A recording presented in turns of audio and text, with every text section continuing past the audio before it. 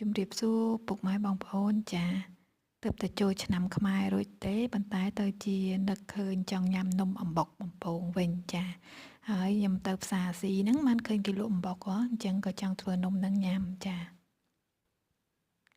គ្រឿងផ្សំរបស់យើងងាយរកមែនទែនជាពិសេសនៅស្រុកខ្មែរយើងមានតែអំបុកមានស្ករមានអំបិលមានខ្ទិះដូងម្សៅឆាសាច់ដូងខ្ចីសាច់ដូងដែលកោសហើយអីហ្នឹងហើយនឹងម្សៅស្រួយចាមានតែប៉ុណ្្នឹងមុខទេបើបងប្អូនចង់ដឹងថា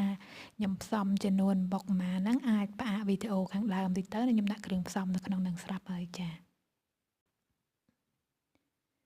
អញ្ចឹងយើងយកគ្រឿងទាំងអស់ហ្នឹងមកច្របល់លាយចូលគ្នាឲ្យសព្វណាហើយទុកវាមួយឡែកហើយយើងទៅយកចេកទុំរបស់យើងដែលទុំញោហ្នឹងណា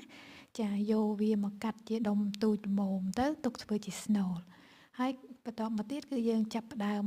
អើយមូលឬក៏លួញនំអំបុកយើងហ្នឹងជាទម្រង់ដែលយើងចង់បានទៅជាមូលឬក៏ទម្រង់តាមណាមួយដែលបងប្អូនចូលចិត្តចាគ្រាន់តែដាក់អំបុកនឹងបាតដៃយើងមកហើយនឹងប៉ាតវាឲ្យរាងសំប៉ែតទៅហើយយើងចាប់ដើមដាក់ស្នូលចេកឲ្យមូលវាជារាងមូលអញ្ចឹងទៅបានបាត់ហើយចារូបរាងនំហ្នឹងតាមបងប្អូនចូលចិត្តទេមូលឬក៏ពងកពើអីហ្នឹងចាបន្តមកទៀតគឺយើងត្រូវដាក់ខ្លាញ់នៅលើភ្លើងហ្នឹងដាក់ឲ្យក្តៅខ្លាំងជាដំបូងណាបន្តមកទៀតយើងតេស្តម្សៅមើលមួយបន្តិចសិនទៅបើក្តៅល្មមហើយយើងដាក់នំនឹងចូលចាបន្តមកទៀតពេលដាក់នំចូលហ្នឹងគឺយើងបន្ថយភ្លើងមកមធ្យមវិញណាកុំឲ្យក្តៅពេកកាលណាតែភ្លើងក្តៅពេកហ្នឹងនំយើងហ្នឹងឆាប់ខ្លោចហើយមួយទៀតវាអត់ស្រួយឆ្ងាញ់ទេចាអញ្ចឹងយើងបន្ថយភ្លើងហ្នឹងដើម្បីឲ្យបាននំយើងស្រួយហើយវាកុំឲ្យឆាប់ខ្លោចចាពួកឯនំហ្នឹងបំពងតែមួយផ្លេតហ្នឹងគឺឆ្អិនហើយចាអញ្ចឹងយើងកុំដើរចោលឲ្យសោះចា